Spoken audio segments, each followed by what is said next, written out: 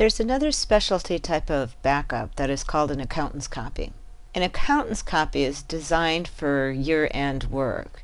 The idea here is that you can give a copy of your books to your accountant, continue working, and when your accountant is done, they will send you back a change file that will automatically import the changes and log the journal entries. Now the idea here is that your accountant will make the journal entries for you rather than having to go in and manually type in each entry. When we go to the word File, you will see a section on Accountant's Copy. In Accountant's Copy, you'll see activities that allow you to create this copy. Now it's very simple to create the copy. Once I select Create, it'll ask me for a dividing date, and away you go. However, before we set that dividing date, let's talk about a few features in between. After you set that dividing date, you're ready to send that transfer file to the accountant. I'd like you to notice that it's going to change the extension of the QuickBooks file. What will happen once you set this up is that there will be some limitations on what you can do when you're using that accountant's copy. Okay, for instance, you will only be able to work on transactions that are after the dividing dates. Okay, you can add a new account, but you will not be able to add any sub-accounts to anything that's existing.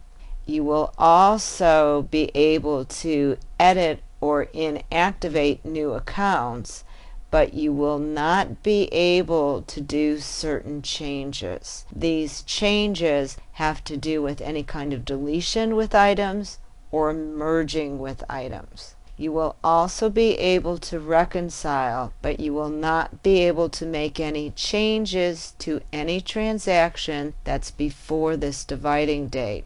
This is very important when you're doing a year-end bank reconciliation. Very often we have a missing transaction, so we'll go back to the previous month. We'll type in that transaction so that we can reconcile. If you have an accountant's copy out, let's say hypothetically it's as of 12/31, if I need to make an entry on 12/15, I will not be able to with the accountant's copy. Now at any time you can turn off this accountant's copy and it will not do anything to your books. However, from that point on you will have to manually input any of the changes from your accountant.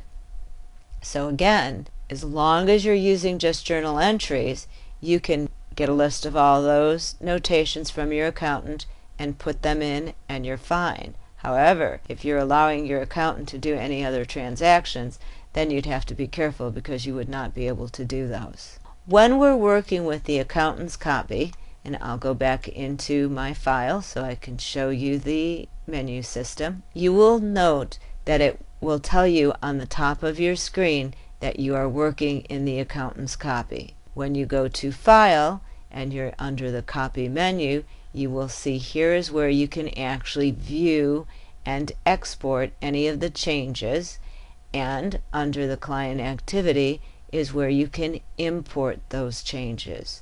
Finally, at any time you can cancel. However, again, keep in mind, once you cancel, you will have lost the ability to automatically pull in those changes from your accountant.